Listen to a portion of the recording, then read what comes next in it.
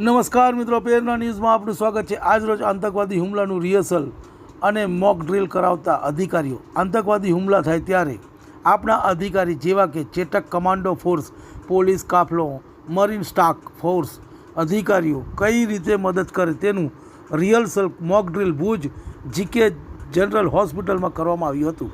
આ આતંકવાદી હુમલાની મોક ડ્રિલ રિહર્સલ હેઠળ તમામ સુરક્ષા એજન્સીઓએ પોલીસ વિભાગ ને હોસ્પિટલ સિક્યુરિટી સારવાર વ્યવસ્થા તથા વહીવટીતંત્રની પૂર્વ તૈયારીઓનો વાસ્તવિકતા અભ્યાસ કરવામાં આવ્યો હતો।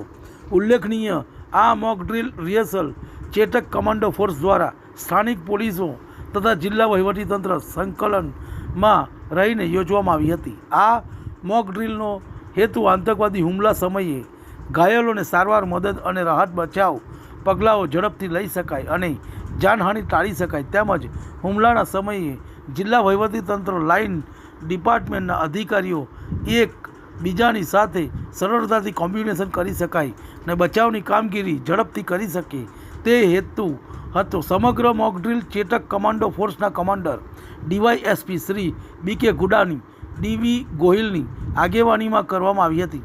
આ મોક ડ્રિલ દરમિયાન ઉપસ્થિત ડીવાયએસપી એ જનકાંત, ડીવાયએસપી રવિરાજસિંહ જાડેજાએ આકસ્મિક પરિસ્થિતિમાં લેવામાં આવેલા નિર્ણયને બિરદાવીને મોક ડ્રિલના ભાગ લેનાર ચેતક કમાન્ડો ફોર્સના તમામ સુરક્ષા એજન્સીઓ, હોસ્પિટલ સ્ટાફ, ફાયર રાઇટર અને ફાયર ફાઇટરના એમ્બ્યુલન્સ સહિતના સમગ્ર ટીમને અભિનંદન આપ્યા હતા તથા મોક ડ્રિલ સફળ ગણાવી સરકારશ્રીની અથત માર્ગદર્શિકા હેઠળ પ્રમાણે કામ કરવામાં અનુરોધ કર્યો હતો।